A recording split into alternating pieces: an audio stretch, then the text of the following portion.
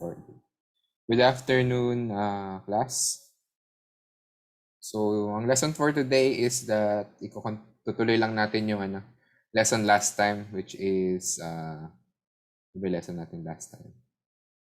So, first order transients in linear electrical network. So, tutuloy lang natin siya mostly on RC circuits. Pero meron tayong RL sa dulo. Pero, ayan. Kaya pinangalanan ko na lang siya ng analysis of RC circuits. Okay. So, napansin natin last time that when we have capacitors in our circuits, inductors in our circuits, may mga delay na nangyayari na exponential. Okay? Exponential yung mga delay na mga ganap. Okay. So, suppose meron tayong inverter. Ito, meron tayong inverter. May input siya ng high, low, high, low. Okay, syempre inverter. Ideal inverter, ang gagawin niya, babalik na rin niya lang yung mga inputs mo. So, magiging low, high, low, high. Okay. Wala namang bago dun. However, yung capacitors natin, yung mga MOSFETs natin, actually, yung iba't iba natin mga devices, they sometimes have, hindi ko sure ko sometimes. Okay, basta yun. ang point is, meron silang capacitance.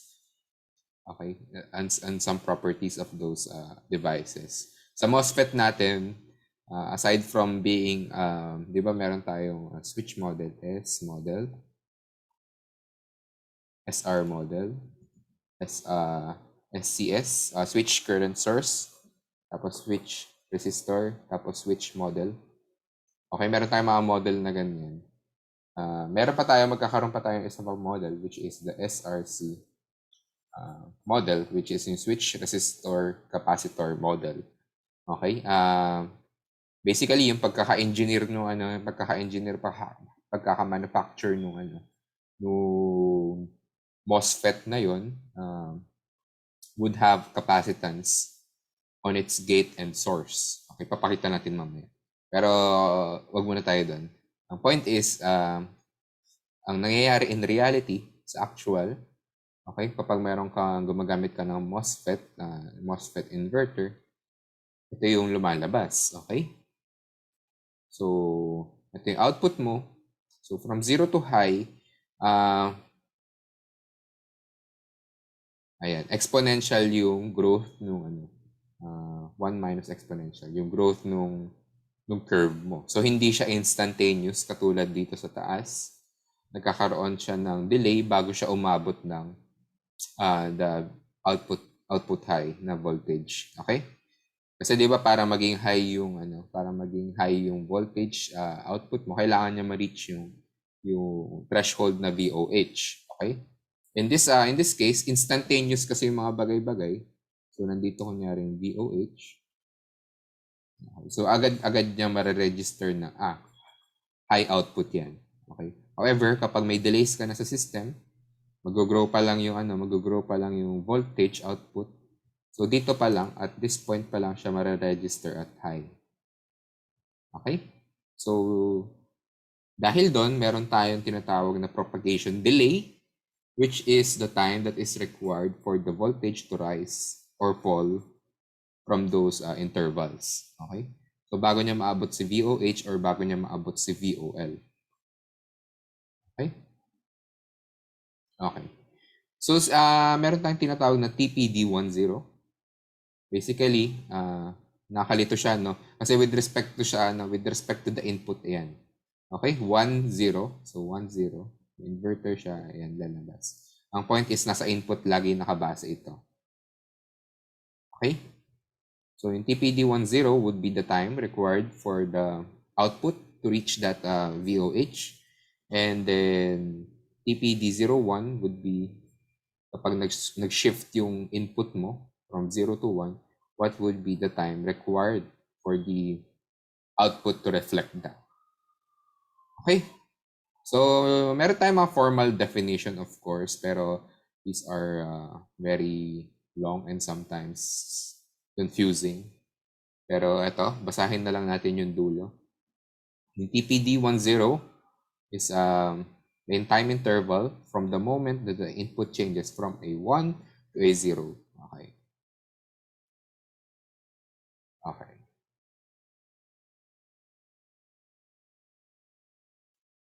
Tapos, with respect yun, syempre, sa output corresponding to a valid output. Okay. Magkakaroon naman tayo ng example mamaya nito kung paano sila kunin. Okay? And then TPD01 would be the moment that the input changes from 0 to 1. Syempre, yung input, yung input is instantaneous yan. So, yung output lagi yung pinagbabasihan natin ng mga delay. Okay? Syempre, di ba? Ayun yung sense. Yung may sense na bagay. Okay, so yung TPD01 would be the moment input changes from 0 to 1 and then kung ano yung corresponding sa valid output voltage niya. And then meron tayong TPD lang. Yung TPD would be the input-output terminal pair. Yung delay doon. Tapos defined siya as this. So the maximum between TPD10 and TPD01. So meron kang values for TPD10 and meron kang value for TPD01. And then pipiliin mo lang kung sino mas malaki doon sa kanila. Ayun yung input-output terminal pair delay, propagation delay. Okay? Okay. And then if you have multiple inputs, multiple outputs, yung delay between terminal I and output J. So, syempre, kung marami kang talaga, kuwari 8 inputs, 8 outputs yung, yung circuit mo. And tapos yung tinitingnan mo ay yung input terminal I and then output terminal J.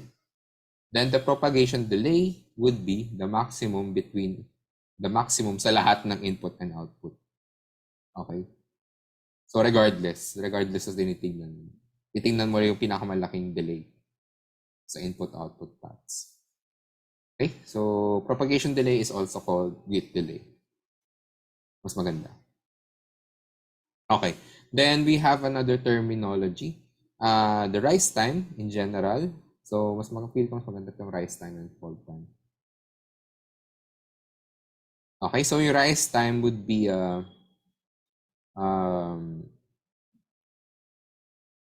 the time required para ma-reach nung output mo yung VOH, yung valid high.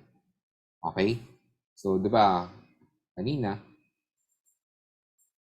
in this case, yung rise time would be this part. Okay, mas intuitive siya, di ba? Rise time would be this part. So, TPD 1, 0, 1, 0 is equal to the rise time. And then the fall time would be, of course, equal dito sa kabila, which is yung equal din dun sa TPD01. Okay? Okay. Okay. So, that's the rise time and fall time.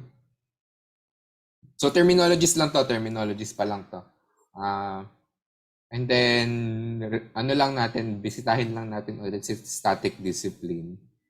Tapos, i-revise lang natin siya na onte. Okay, so yung static discipline, dapat ito yung mga sinusundan ng mga digital devices mo. And, tawag dito, syempre, kailangan yung devices mo would accept voltages that are within the input thresholds, VIL and VIH, and then send voltages that are pasok sa mga output thresholds which are VOL and VOH. However, dapat yung dagdag dito would be yung pag-transmit ng data would be in a finite amount of time. Okay?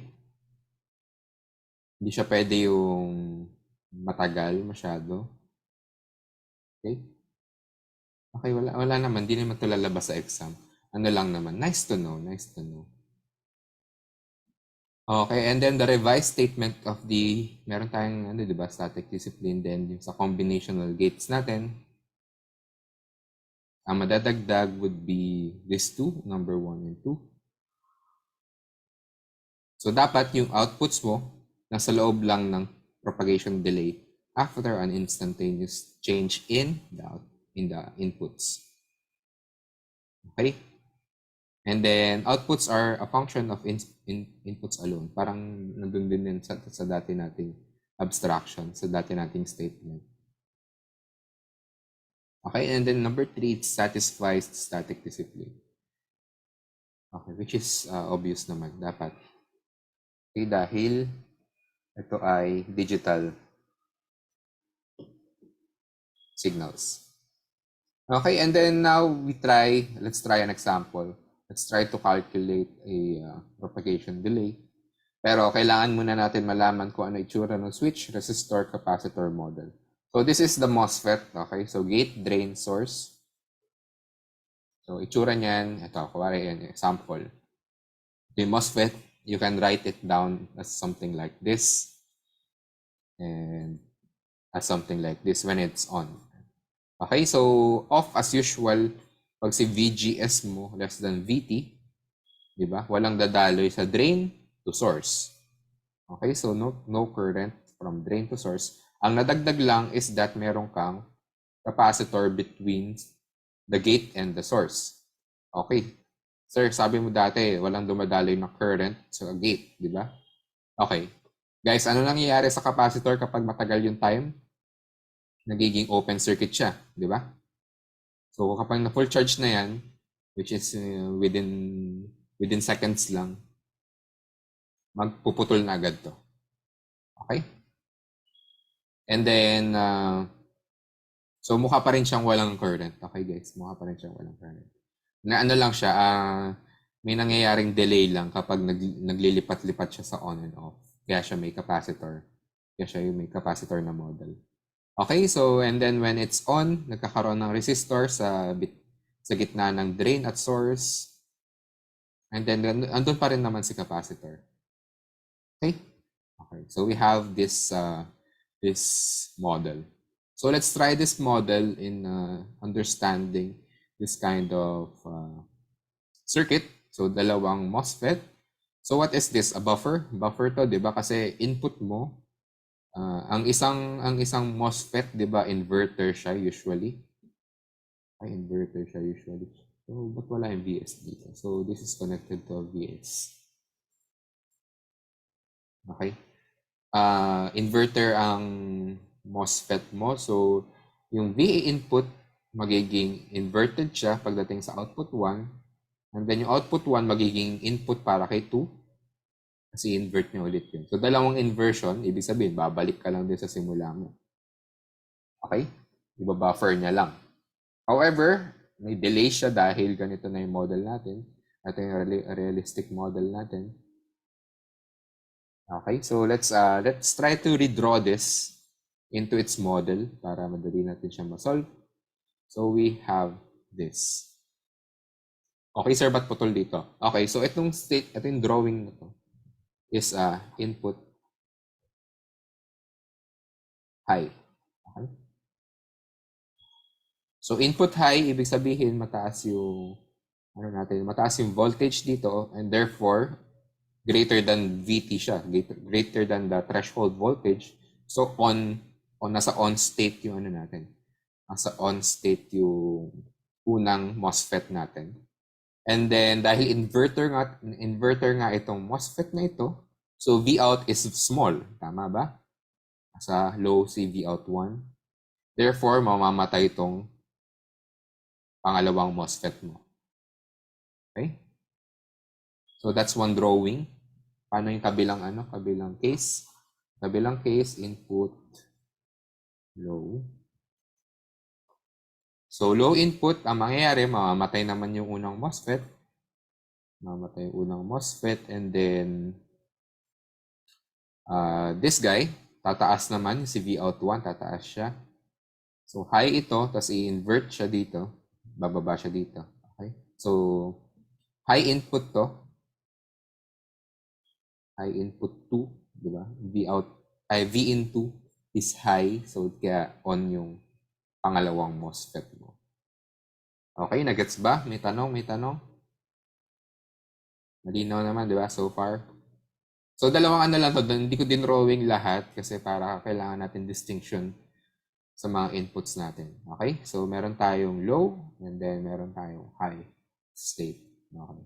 So, now let's try to compute the propagation delay with this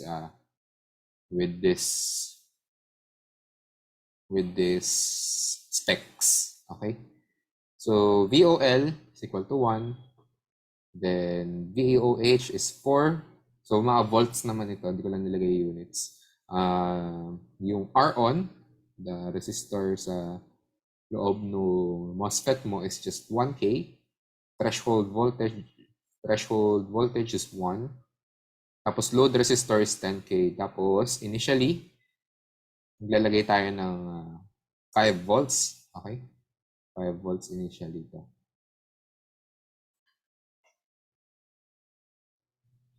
Okay.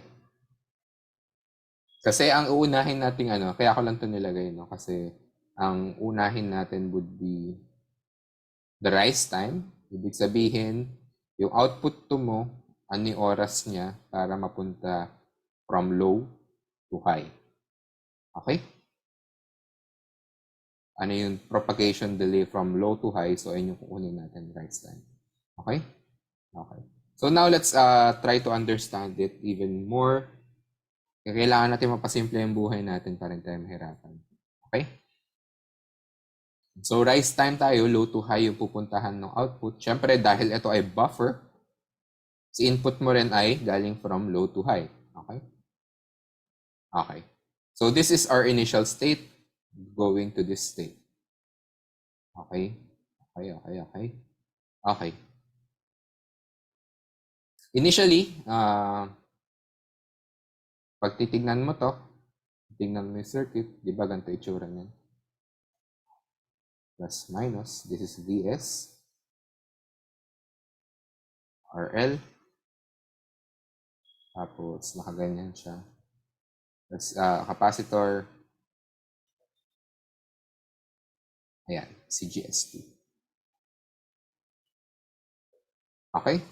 So, kapag ginawa mo yung ginawa mo yung solution dito, alam mo na yung capacitor mo would hold VC CGS2 as equal to Vs. Tama ba? Kasi at t is equal to a very long time, this would become an open circuit. Therefore, the voltage here is just equal to Vs kasi disconnected na to. Okay? Okay. So, ayan. Yan siya nandito. So, yung 5 volts, ayan yung Vs natin. Okay? Okay. Okay. Now, we slowly transition. So, isipin nyo, nasa 0 volts tayo sa input. Then, we rise up to some certain value. Tapos, malalagpasan natin yung 1 volt na threshold voltage, di ba? So, from 0, mapupuntahan natin yung 1 volt, which means that this guy would open up. Dito na tayo. Okay, nandito na itsura ng circuit natin. Alright, so our circuit would look like this. And then charge itong capacitor mo dito. Okay, and then syempre magulo tong circuit na to. Ayusin natin gamit yung Thevenin equivalent circuit. Okay, so detach mo lang muna to. Detach mo yan.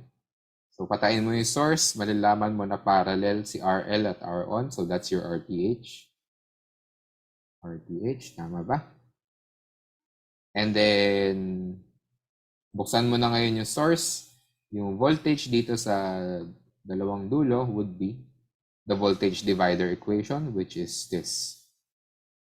Okay, so this is VTH. Okay, and now as usual, we do our we do our KVL or KCL if we want that. So let's have VTH. Clockwise tayo. VTH tapos plus IC. So IC ko yung current ko going through the capacitor. And since series naman to, so lahat sila dinadaluyan ng IC. RTH. And then plus the voltage across the capacitor, VC, all equal to 0. This is VTH plus RTH. C, DVC. Okay, itong C dito ay CGS2. Tamad lang ako magsulat. Okay, kasi isa lang naman yung resistor dito sa pinag-uusapan natin. Ay, capacitor dito sa pinag-uusapan natin. Okay, and then plus VC equal to 0. Alright, sulat lang natin siya sa usual na form natin. DVC T must be equal to or plus VC RTH C. Tapos equal sa VTH and then RTH C. Tama? Okay, so wala namang mali. Nilipat-lipat lang natin. Algebra lang. Okay, walang bago. Okay, syempre, as usual, VC. So let's have a divider here. VC would be equal to VCH, the homogeneous, then the particular. Okay. Guys, alam na natin yung homogeneous part. A, T, raised to negative T, RTH, and C. Okay? Plus yung pwede tayo manghula ng VCP. Let's try K. Okay, so plug in mo dito yung K. Magiging 0 plus K RTH C VTH. Okay, so K is equal to VTH. So we have A, B,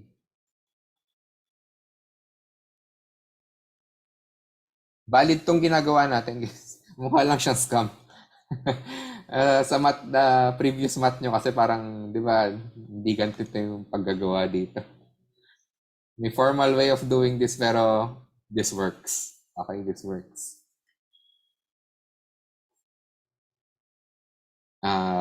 Okay, and then we just need to find the initial condition so that we can have A. Okay, VC0 must be equal to A plus VTH. Okay, and then VCO is just VC0 is just yung initial condition ng capacitor voltage mo. Ibig sabihin, ayun lang yung charge niya nung simula. Okay, and then alam natin that this has been charged to 5 volts initially. Dahil nga dinrawing natin, ito siya. Ito yung initial condition niya. So, dun siya nag-i-start. So therefore, A becomes Vs minus Vth. And therefore, we have this formula. Okay, kaya ba yung nakuha natin? Vs minus Vth, tapos yung exponential plus Vth. Okay, so Vs minus Vth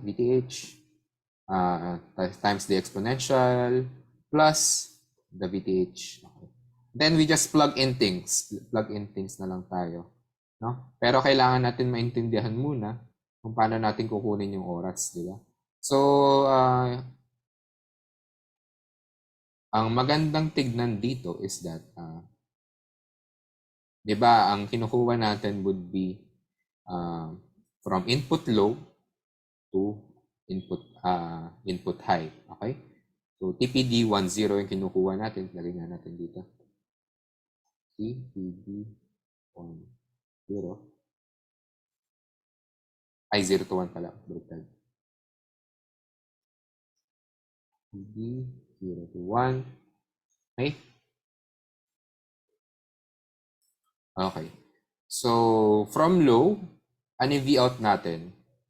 Diba, V-out 1 is high, going to low. Okay? Going to low. Okay? Ibig sabihin, yung capacitor natin, nagdi-discharge siya. Okay? Nagdi-discharge siya from 5 volts to something that is low. Okay? Okay. Ngayon, titignan natin that ang kailangan natin would be from high tayo to low, di ba? Tapos pipili tayo ng low such that pasok yun sa threshold na low natin. Okay? So therefore, let's solve for t such that this is less than V0L. Okay? So output low natin.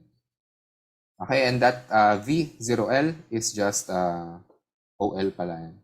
The output low is just 1 volt. Therefore, VTH, this has a value. This also has a value. Negative T. The RTH. May value rin yung RTH. CGS2 less than 1. Okay? We then solve for T.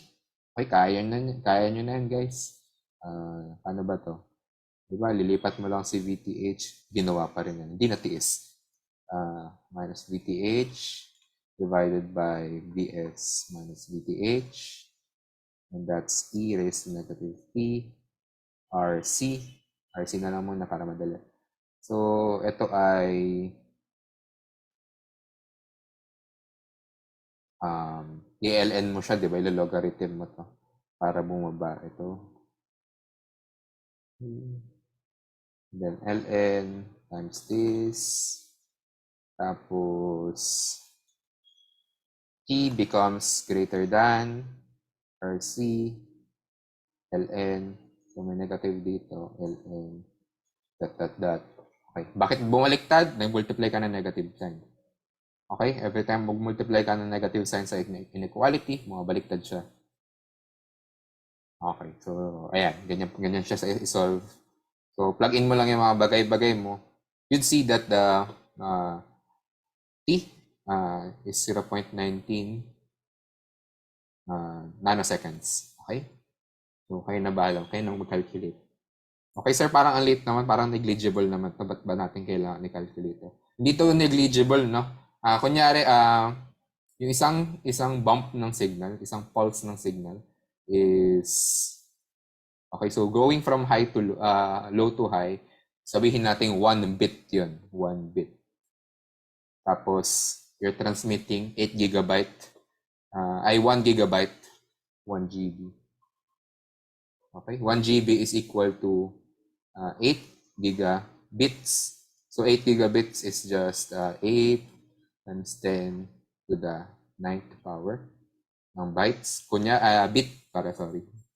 Okay. So 8 times 10 to the 9th na bits. Tapos kada bit may gantong delay. So multiply nyo yan. Magka-cancel yung times 10 to the 9 tsaka times 10 to the negative 9. Hindi na siya negligible. So 1 second na agad yun. Then again, isang ano pa lang to. Isang gate pa lang yan. Isang transition pa lang yan. What if meron kang maraming transition? So maraming delay, di ba? Okay? So hindi siya negligible. Alright. Let's continue. Kunin naman natin yung fall time. That is yung output natin, output 2 would go from high to low. Ibig sabihin yung input din natin going from high to low. Okay? Kasi ito ay buffer system. Okay? Baka nalilito kasi kayo dahil dito, no? Sa una nating ginawa, which is an inverter lang. Okay? So, yung rise time and fall time, nagbabago sila depende sa system. Okay, but things are, I think, intuitive naman ito. Basta gawin mo siya slowly. Maging mag-gets mo siya. Okay, again, punta na tayo. Proceed na tayo sa fall time, which is yung output natin would go from high to low. And since, again, this is a buffer, yung input din natin would come from high to low. Okay? So now let's get our initial conditions for CGS2.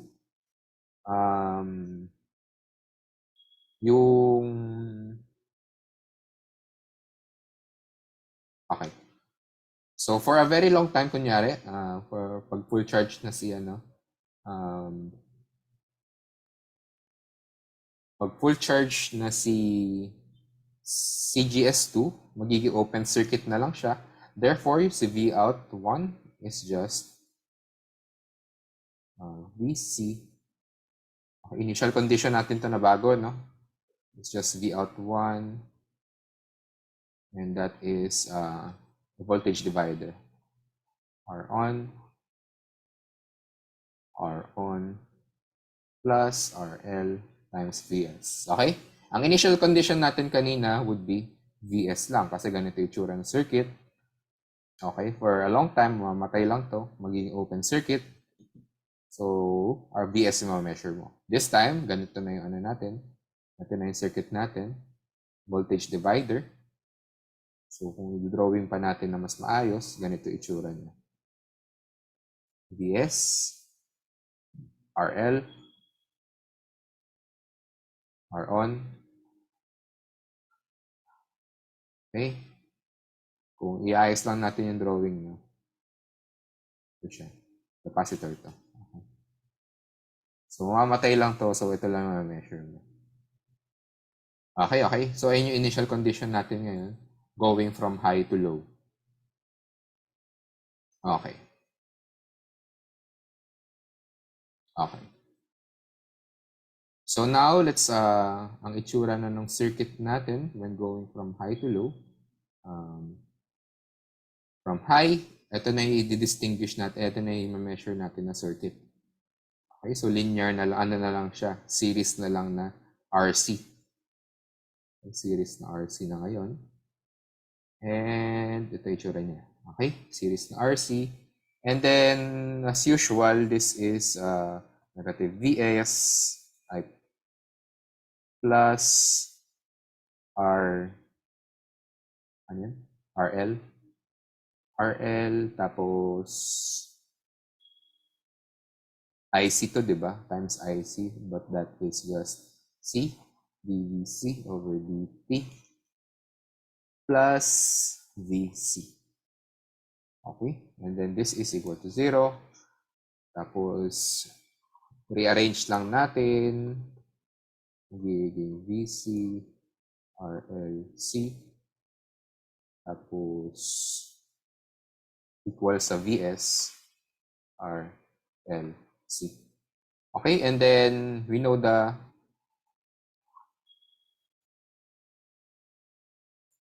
VCH plus VCP. VCH is just AE raised to negative T, RLC. Oh my God, C. Okay, walang bago. Alam natin yan, zero out lang muna natin to. Tapos VCP would be, mahuhula ulit tayo ng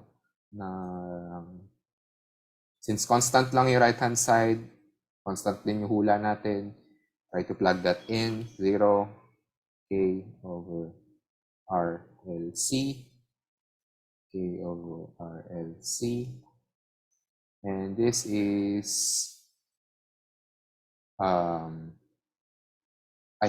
VS to. Ano ba yun?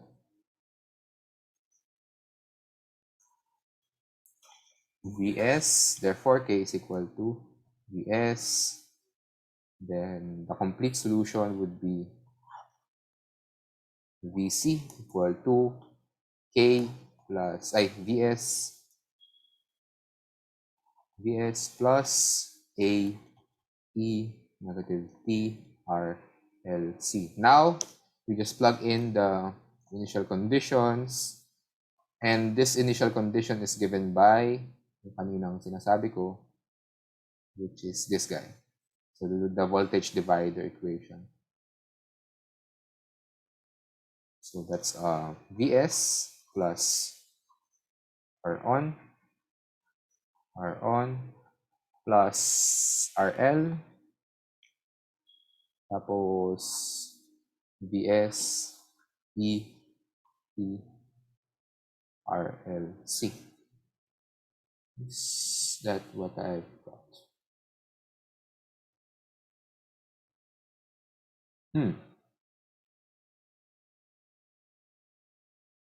Okay, may mali ako somewhere. May mali ako somewhere.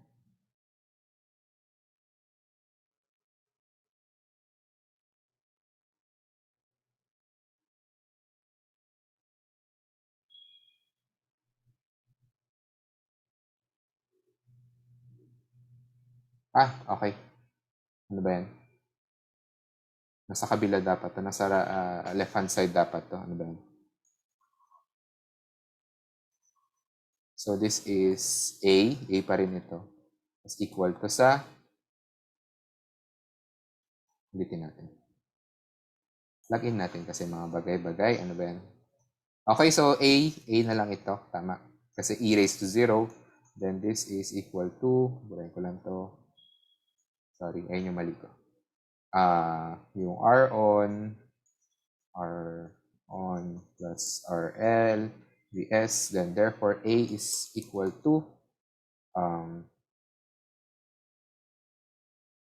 Vs minus this guy.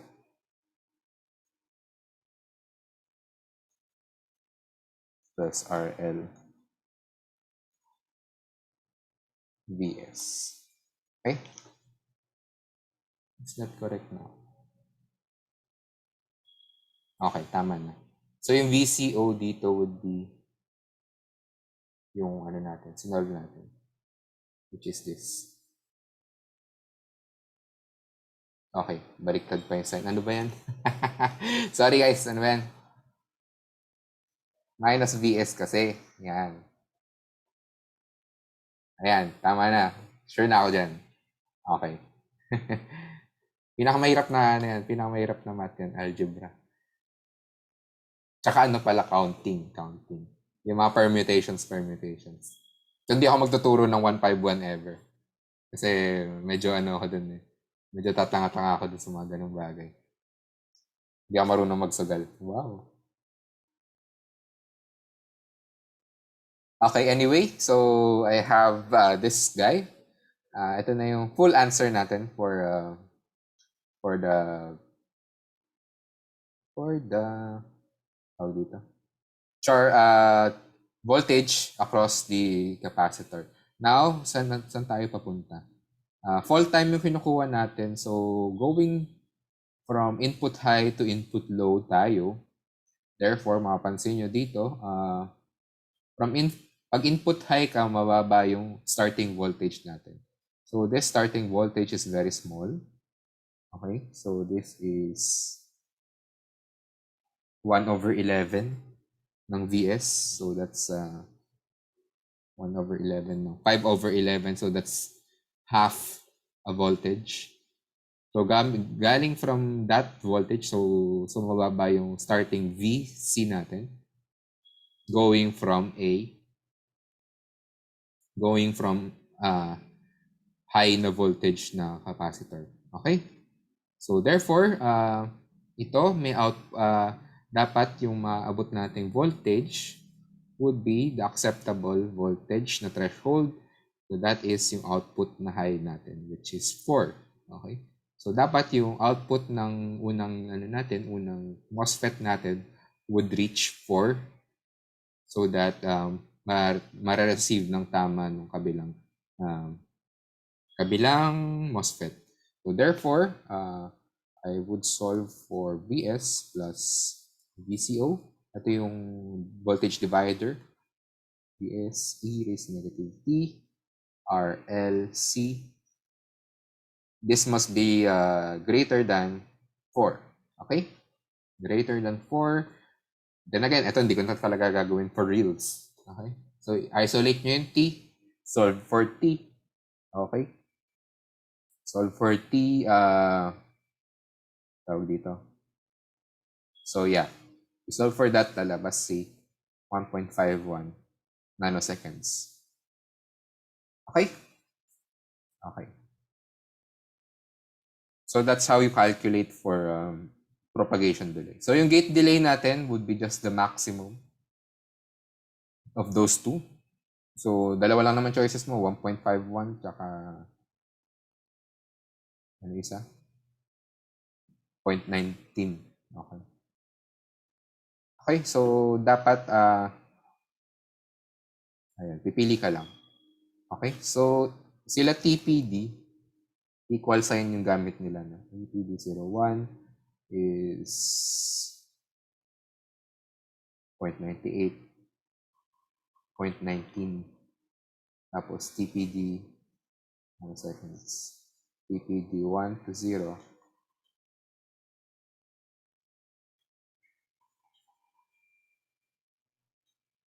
Okay, nanoseconds. Okay. Okay. So, ibig sabihin lang ng mga greater than sign dito, dapat more than this amount of time bago ma-receive nung kabila yung signal na sinesend mo. Okay?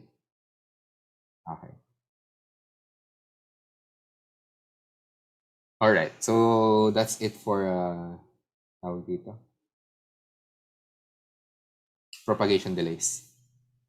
Okay, now we go to this concept of state variables. State variables. Okay, let's consider this yung ano natin. Let's consider this equation here. So, yung amount of charge natin going through a, what's this? Going through anything. Going through a capacitor. Q. Okay. Actually, anything. No? Ito talaga yung ano niya.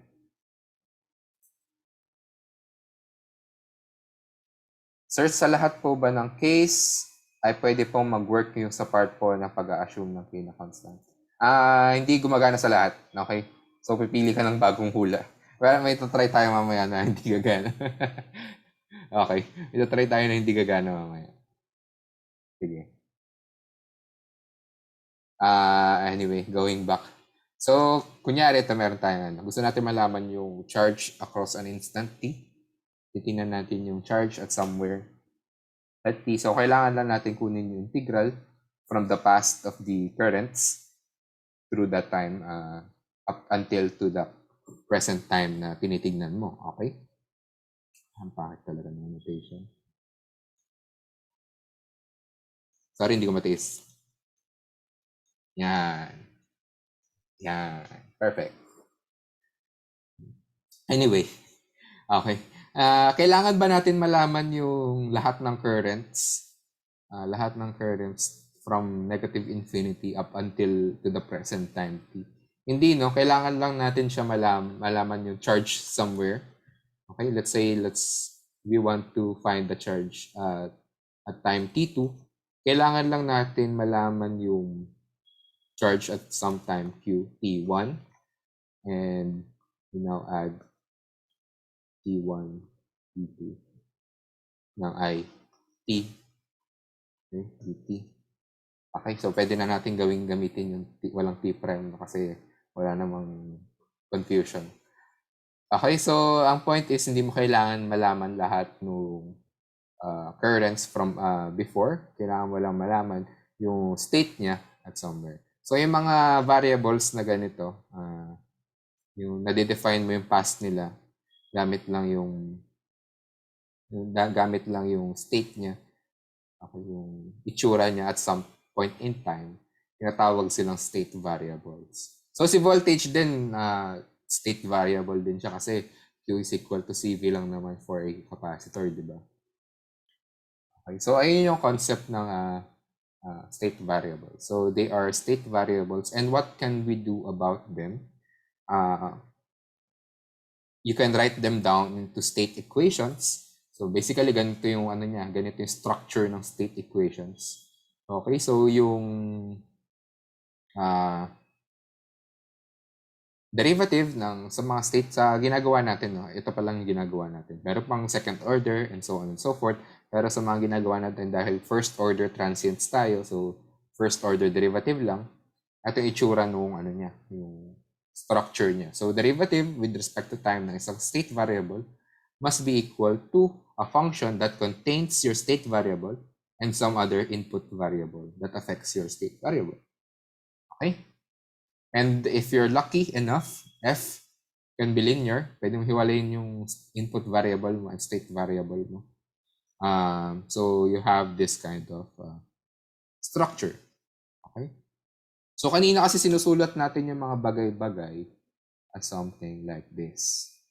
So let's try to avoid this and let's try to restructure everything in terms of the state equation. Okay? So sample. Kuwari in general, no, ganito yung naka-series na RC circuit mo. And then if you're gonna write this down as a state equation, you will write it like this. Okay? So state variable mo is VC, and you can see that. Okay? So derivative ng state variable must be equal to the first term is a state variable at the present time. So lahat 'to naka-present time naman to lahat. And then some other variable na input mo. Okay? So the input affects your system. So you have this some form of this. Okay. So anong sense nito? Ang sense nito is that when we write things like this, nakikita natin na nag-a-add tayo ng mga bagay-bagay. Okay? Nakita natin from tawag dito, electric fields, magnetic fields, last time sa 130, na kapag nag-a-add tayo ng mga bagay-bagay, nag-a-apply yung superposition. Okay? Apply yung superposition. So yung electric fields mo, they are guided by superposition. And then the magnetic fields are also guided by superposition. So hindi ka mahihirapan na isolve mo siya ng brute force. Kailangan mo lang isolve isa-isa, saka mo i-add. Okay, with this, ganun din yung nangyayari. So yung change natin, change nung state variable mo would just be the sum of those individual responses, quote unquote. Okay? Okay, let's try with an example. Balik tayo dun sa zero input and zero state response. So ZIR, ZSR.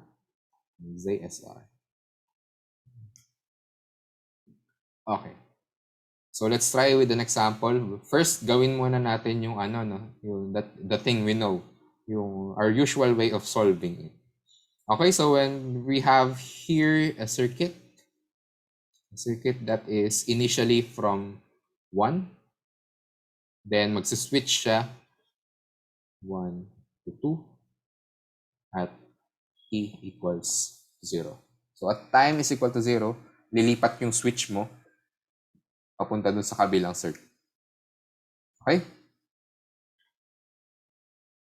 So before going to 2, nasa state 1 yung capacitor mo. So the capacitor is charged by an amount of V1. Tama ba? Okay. Siyempre, assuming na matagal na siya nakasaksak dun sa state na 1. Okay, sa configuration 1. Okay, so si VC, may initial condition siya na equal to V1. Okay. Our usual way of solving this is rekta na natin. Alam naman natin na si VC ay equal lang sa VCH plus VCP. And then VCH is just e raised to negative t over RC. And then VCP would be something that sulat natin. Hindi malito iba. Okay? So equal to, plus muna natin sila yan. RC equal to V2. Okay, ito yung state natin, di ba? Ito yung configuration natin, nasa number 2 tayo. V2 over RC. So therefore, hula ko is constant K again. Then I'll plug that here. Tapos, kita natin that K is just equal to V2. Okay. And then applying the initial conditions, V0, which is equal to V1, A, plus V2. Therefore, A tells you that, this tells you that A is equal to V1 minus V2. And then plugging things all together, you have this equation. Okay, tama naman, di ba? VC is equal to V2 plus yung A natin would be V1 minus V2 e raised to negative T over RC. So that's our usual way of doing it. That's our usual way. Let me just write this down as something like this. Okay, hiwalayin natin sila. Hiwalayin natin sila. Pagsamahin natin si V1, then pagsamahin natin si V2. Okay. Mapapansin natin, natakil lang natin ito last time. Ang tawag natin sa this guy is yung ZSR natin. Ay, wait.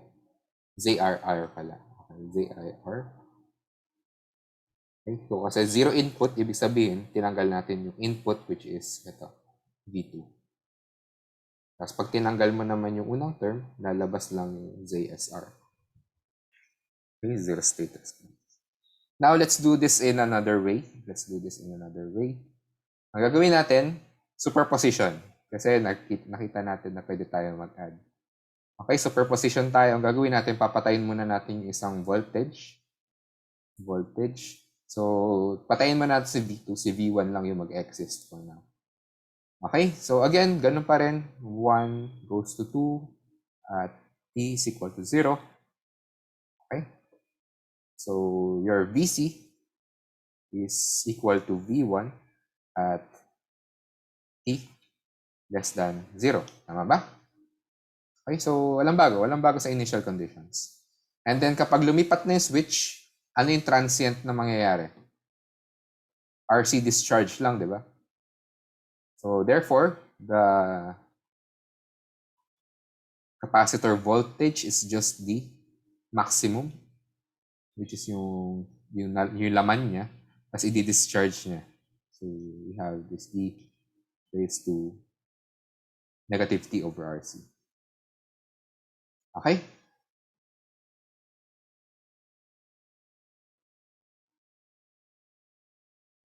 Okay. Now, baliktad to dapat to. Ano ba yan? Now, let's try to get the other solution. Kabaliktaran naman, papatayin naman natin si V1. Then, i-on naman natin si V2. Okay? On natin si V2. Now, initial state mo ngayon would be, so ganun pa rin naman yung natin, yung transition natin ng configuration. 1 to 2 at T is equal to 0. At T is equal to 0, and then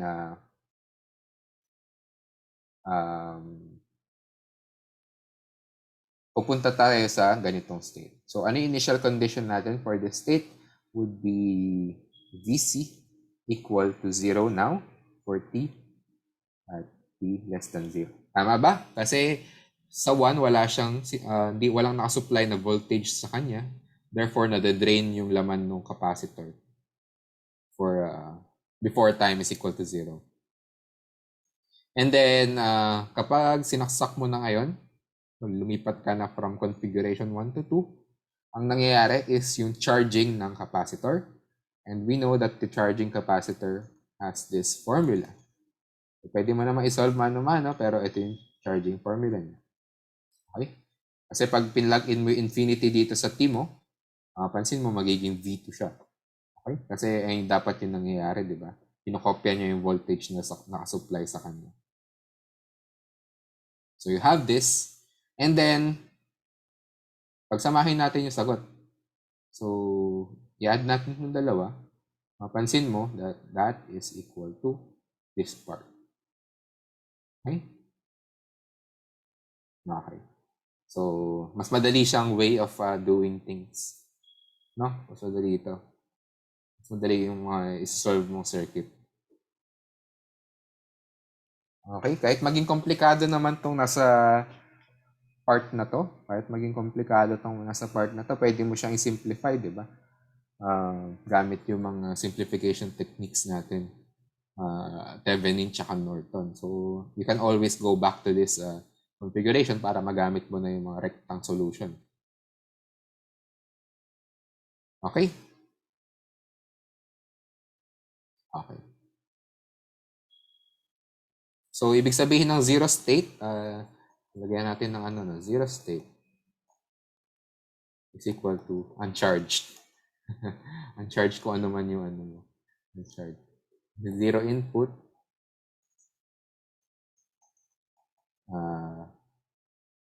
Ano magandang tawag sa intuitive way of thinking sa zero input? Wala, zero input.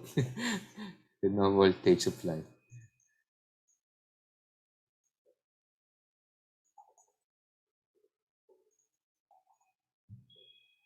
Okay?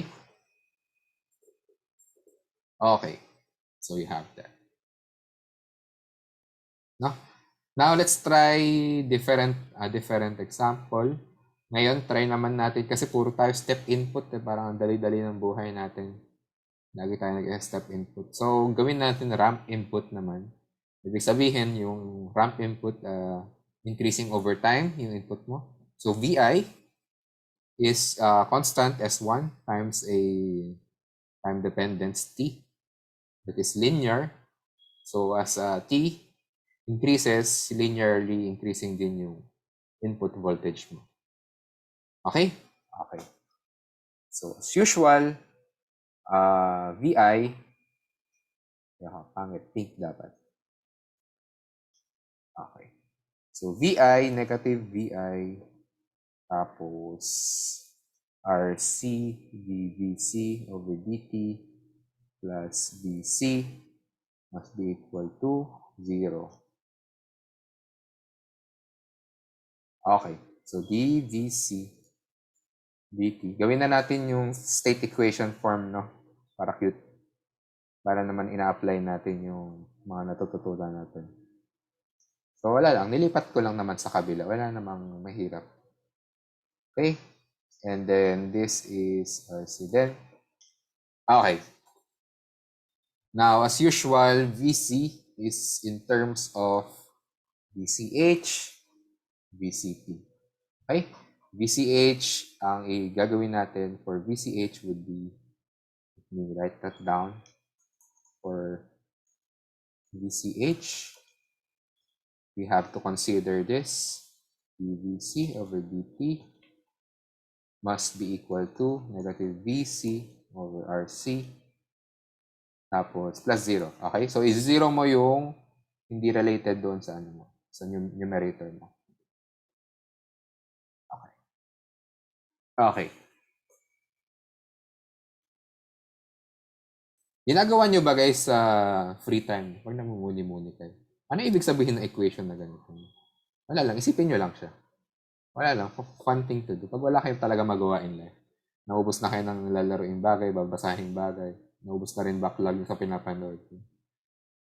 Wala lang. Mag-isip kayo ng number, tas dagdagan nyo yung number, tas kung gaano kataas yung pagdagdag mo sa number, equal to doon. Wala lang. Para mag-expand yung brain mo pag ginagawa mo siya. Magle-level up yung brain mo. Wala, nerd things. Sorry.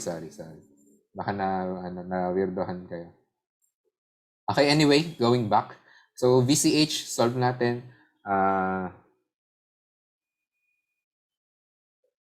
VCH. And this is just, alam na natin to. VCH must then be equal to A, e raised to negative T, RC. And then, VCP, ito na, for VCP. Divider natin. For VCP, let's try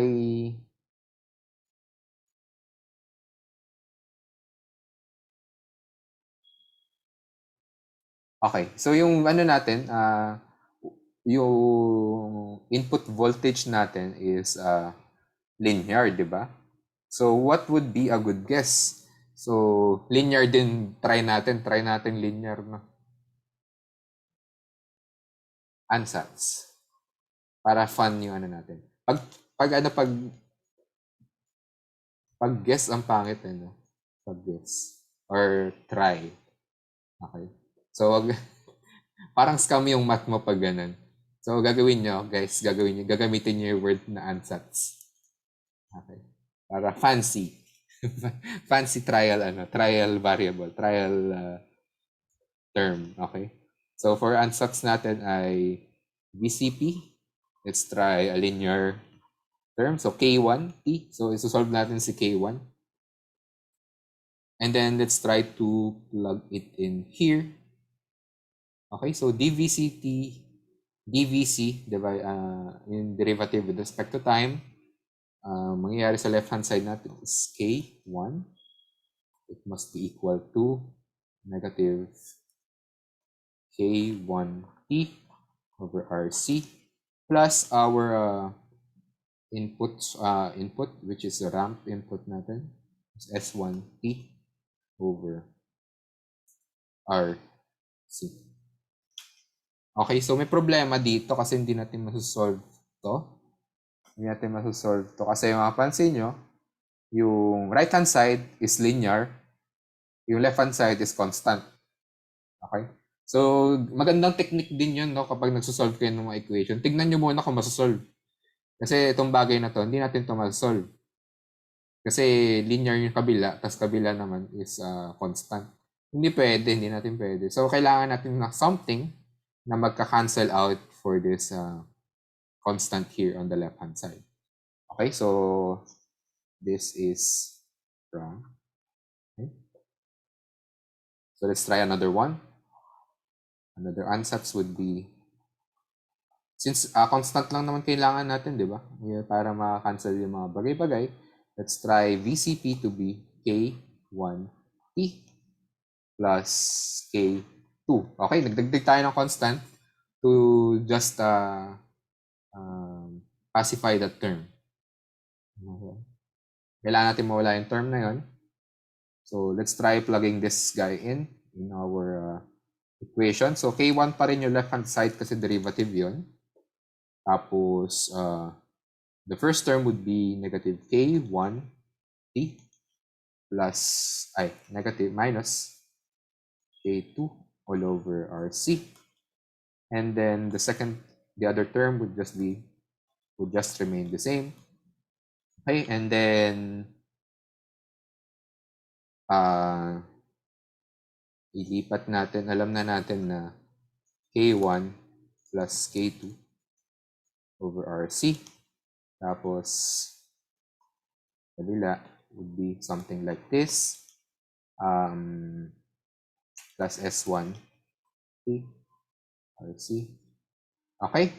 And this is nice. This is nice kasi balance yung mga bagay-bagay. I could write it down in a more illuminating way. Bakit siya solvable na?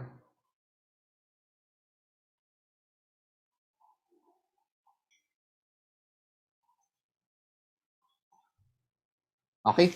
So yung mga linear on the left-hand side would just be equal to the linear terms on the right-hand side. The constants on the right-hand side would just be equal to the constants on the left-hand side. Okay? So you have that. Okay. Ma-solve mo na siya.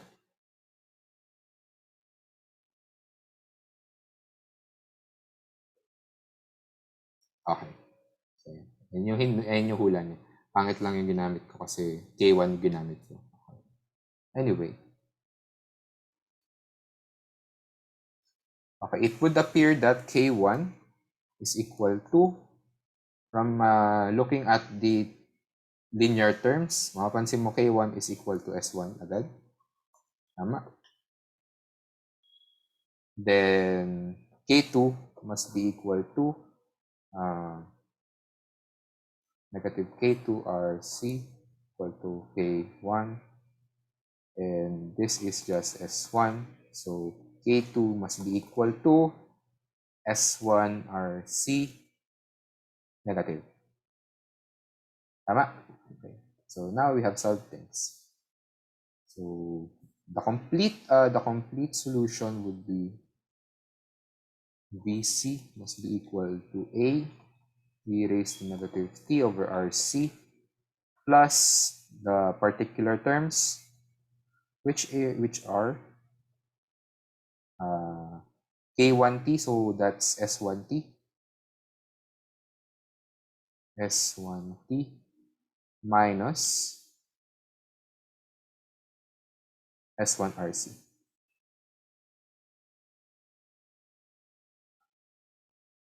Okay?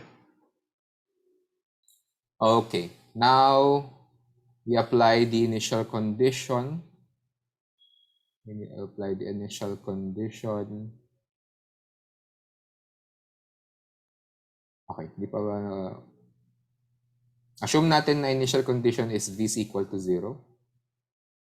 So when 0 at VC equal to 0, then A, this is just equal to A plus S1, 0.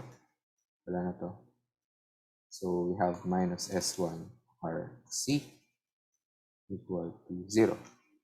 Okay? So A must be equal to S1 RC. Okay? Kasi nag-0 din to. This is 1. So you have this guy.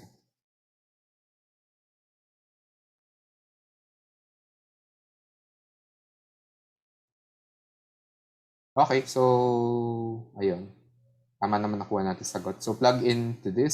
So S1RC ay yung exponential natin. Let's check. S1RC exponential natin. Then the other terms would be S1T tapos S1RC. Okay? So you have this kind of solution.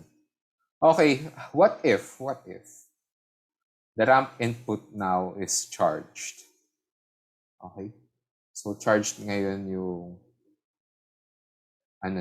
yung capacitor natin. Paano natin solve ito? Okay, the nice thing about this is that alam na natin yung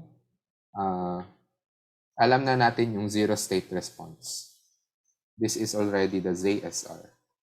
Okay, bakit siya zero state response? Ba't natin nalaman agad yun? Kasi zero state, ibig sabihin, zero charge. Uncharged siya. Okay, so zero state response agad ito. And we just need to find the ZIR to get the complete solution that accompanies this initial condition. Okay? So basically, ganun lang din. You get the zero input response ng bagay na yan. So the zero input response is that wala in-apply na voltage dito. Okay, so short circuit. And then yung VC mo at 0 is given by V naught. And this is easily a discharging circuit, which is just this guy. Okay. The complete voltage then across the capacitor would be the ZIR, which is this guy, ZIR, plus yung ZSR, okay, ZIR plus ZSR. So, ito siya, okay, V naught e raised to negative t RC, tapos yung kanina nating sagot, which is this guy. Okay?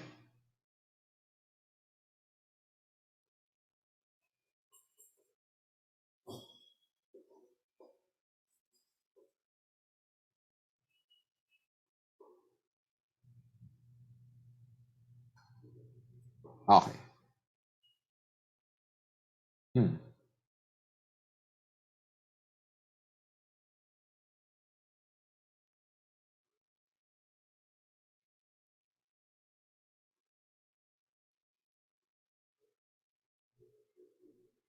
Okay. Now, let's try naman natin yung mga short pulses and impulse inputs. Okay, so in general, when you have something like this, so meron ka pulse na wave, na square wave here, meron siyang width na TP and height VP. So yung voltage niya is ganun kataas, then TP is that wide. In general, makukuha mo yung voltage pag tina-charge mo yung voltage as something, tina-charge mo yung capacitor as something like this. Tapos kapag bumagsak na, bababa na exponentially. Di ba ganyan itsura niya? So for 0 to TP, meron kang charging na, may charging ka na formula. And then tawag dito, meron kang discharging na formula after the input has gone down. Okay? So yan, meron kang ganyan. So what if binabaan natin yung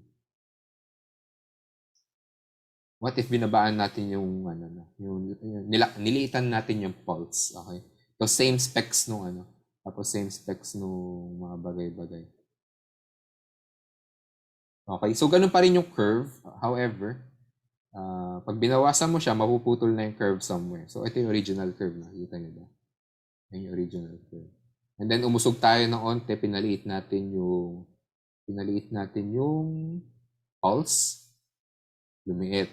Okay, so naputol yung exponential graph natin. Hindi siya nakaabot dun sa height ng VP. Okay? So kapag pinaliit pa natin furthermore, pansin nyo, maliit siya, di ba? Okay, alam nyo ba kung saan napapunta to? So nagiging linear yung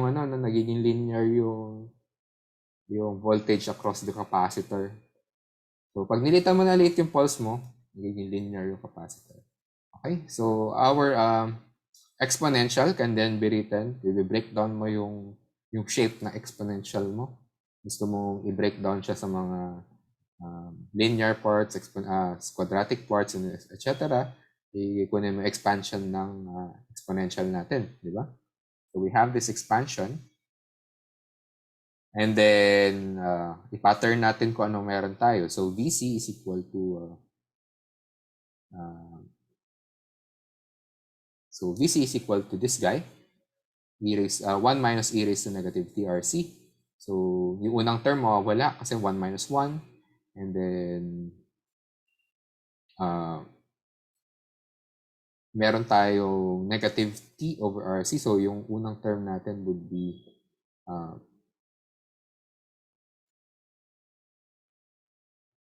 minus kasi, di ba? So, minus, naging positive yung unang term natin. And so on and so forth. Okay? So, ang meron tayo ay 1 minus e raised to negative t over RC. Okay, so this is 1 minus 1 minus t over RC. And so on. So, pag distribute mo na siya, this is plus RC, t over RC, and so on and so forth. Okay? Okay. Gets naman. Wala namang ano. Now, kapag yung pinaliit natin yung pulse natin, sobra, yung linear term na lang yung magsusurvive. Okay? So, yung t squared, they vanish kasi squared na sila, tapos maliit na sila as compared to RC. Okay? So, magsusurvive lang is t over RC. So, we have our voltage in the capacitor to be VP over VPT over RC. Okay, and then the current is just the integral of 1 over C. Diba? 1 over, balik na rin natin. IC is just C dVC over dt. Therefore, okay, the VC is just 1 over C integral ng IC dt. Okay, and then if ito yung VC natin. Okay, ito yung VC natin. If this is also equal to VP E over RC, then this tells you that the integral IC dt is just T over dp T over R. dp T over R. Okay? Kasi cancel yung C. And yung T mo ay galing lang sa integral, so IC must be dp R. Okay. Ba't nga ba hindi ko na lang din derivative na? Hanep. Okay, sorry. Ba't nga ba di ko na lang din derivative? Mas mabilis. Ang dami ko pang inikutan. Anyway, ayun yung current through the capacitor. Okay, so going back, i-plug in natin yung mga nalaman natin. So yung VC natin, kapag nandito na sa kabila, okay, yung VP natin can be written down as something like this. Okay. And then, kung mapansin nyo, yung VP times TP is just the area of the pulse, di ba? Kasi square ito. Kung square wave man yan, or kung iba man, in general, area siya ng pulse, di ba?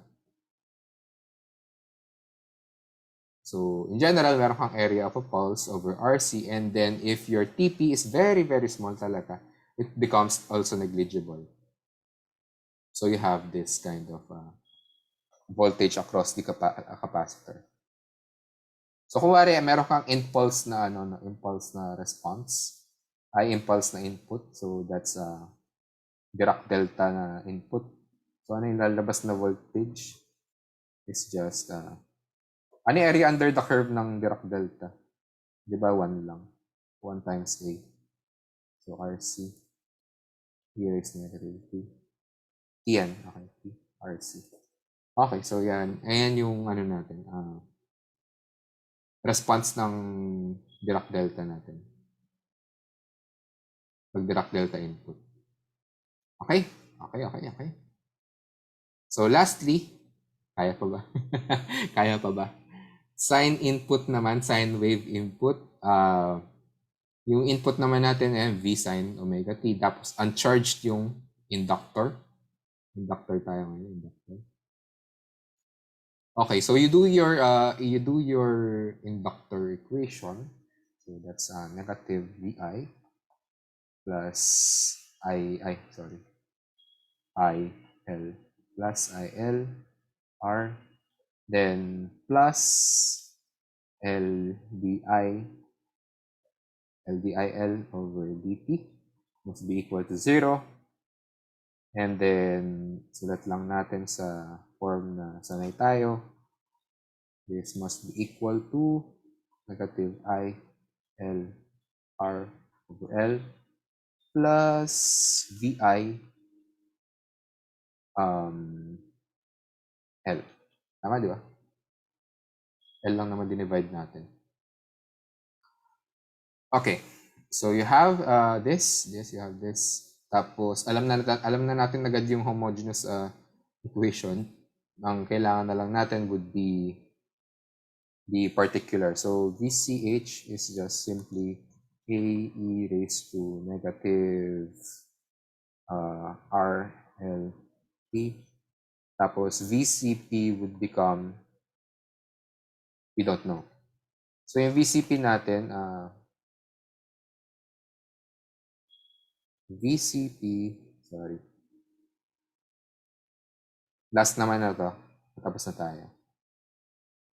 Yung VCP natin, VC tuloy. IL na pala, sorry. IL na pala tayo. So the current IL, ILH, tapos DILC, dt is equal to negative ILCR, weird ng ILC, dt, L to. L plus, ang VI natin would be sine, may constant, di ba? V sine omega. V sine omega, okay, over L. So, yung ansatz natin, ansatz would be IL to be, IL na lang muna, no? Nakapagod yung ILC. Will be something that's K1 sine omega t. Okay, kasi sine yung sine yung input natin. So gayahin lang muna natin as a trial and error naman to. Trial and error. No, so i-plug in natin. So derivative ng K1 sine omega t would be omega K1 cosine omega t, positive naman. And then left hand side, then negative K1 R sine omega t over L. Tapos, this is V sine omega t over L. Nako, may problema na naman tayo. So, yung problema natin, yung right-hand side mo, puro sine, walang magka-cancel out dun sa cosine term. Okay? Walang magka-cancel out dun sa cosine term. So, this is invalid trial. An ansatz that's invalid. Okay, so let's try another ansatz. That would be, pagsamahin na natin, sine and cosine naman. Kasi cosine yung kailangan natin, kailangan natin term para ma-cancel out natin both sides. So, derivative mo, no?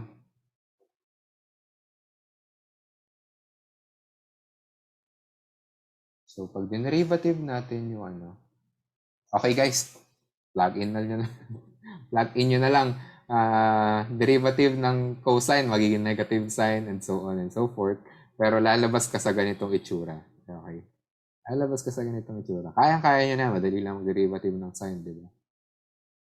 Okay. Now, everything is nice. Sine.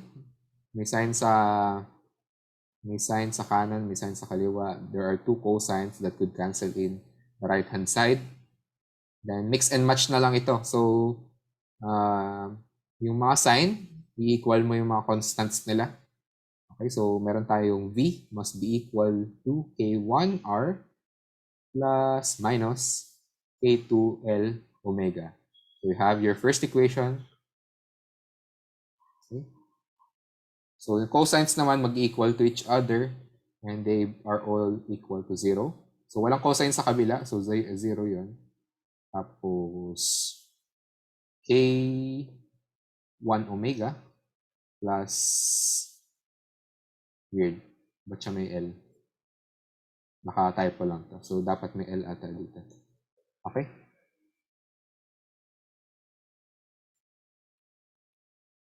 Dapat ba may L doon? Oo, dapat may L doon. So,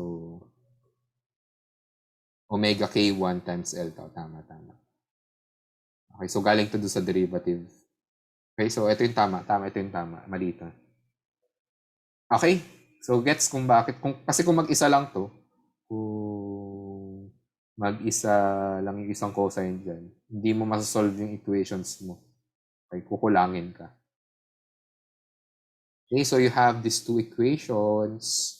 Then, by whatever linear analysis you can do, pwede mong brute force, no? Pwede kang mag-Cramer's rule, makapalabas mo yung equations na to. Okay? So, plug in nyo lang yan sa kabila, and so on and so forth. So, you have your K1 and K2 given by this. So, now you're ready to write IL. So, yung IL homogeneous part mo would be the first term. Then, the second term or the last terms would become the particular solutions. Okay, so meron tayong K1 sine omega t plus K2 cosine omega t. Okay, K2 is negative, kaya may negative. Okay, and then by since IL 0 is equal to 0, this is just A. Sine omega t, sine 0 is 0 minus V. Cosine 0 is 1. So we have this r squared plus omega squared L squared. Okay, so you have these initial conditions. Therefore, A is, by inspection, is this guy. Okay? Okay. So, what's nice here is that pwede mong tignan yung mga frequencies that are far from your time constant. Okay? So, kapag omega is much less than R over L, okay, pwede mo i-simplify ito. Pa-factor out mo yung yung tawag dito, R over L. So, factor out mo L squared. Well, oo. Basta magsisimplify sila. Mawawala yung isang term. So, mawawala yung omega dependence niya sa denominator. Gawin nga natin. So, V R over L squared must be equal to R squared over L squared plus omega squared. Tama, di ba? Okay? So, finactor out ko lang L squared dito sa denominator. So, you have this. Then, you would assume this, therefore, this becomes VR L squared times R squared over L squared. Therefore, V over R. V over R. Okay, so V over R na lang matitira sa sign mo.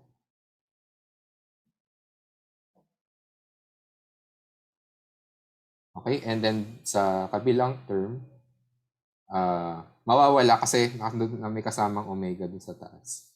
So, negligible siya kung maliit yung term na yun. Okay? And then, kapag kabila naman, ayan, kapag greater than R over L, you can do the same thing. Yung mapapansin mo naman, yung mag-zero out would be yung sign. Okay? Ayun lang, wala lang. For fun. Okay, I guess that's it. Sorry, nag-extend tayo. Anything, any questions? Any questions? So, nasagot ko ba yung mag-work ba lagi yung pag-assume ng constant? Yan. So, ayun yung nangyayari pag hindi tumama yung hula mo. So, bakit hindi ito pinipresent sa no? May mga gantong physics na paraan of physics way of solving it. But di pinipresent sa mga math lessons to kasi it's sloppy, it's time consuming. Pero ayun. It does the work anyway. Yan natin ginagamit. Okay, meron pa tinatawag kung naalala nyo pa hindi ko alam kung umabot kayo sa 140 nyo, yung variational principle. Variational principle. Ginawa pang principle yan. Basically, manghuhula ka lang. Manghuhula ka ng ground state. Tapos try mo derivative ng derivative yung hula mo. Pag tumugma na mababa, nice. Ayun yung sagot. Anyway, ayun. Gusto ko lang siya kasi nanghuhula ka lang. Easy. Sige, sorry, nag-extend tayo. Mag-check ako natin. That's today. Okay. Okay. May tanong tayo. Sir, sa lab po ba, bibili na po ba ng capacitor? Yes, pero may ikasama pa. So, ipopost ko siya mamaya para isang shipping na lang. Para tipid yung gagawin niyo. Okay? Capacitor, yes, magbibili na tayo ng capacitor. Tsaka operational amplifiers. Pero titingin pa ako sa kung anong specs ng Kasi maraming types ng mga transistors and operational amplifiers. Okay, so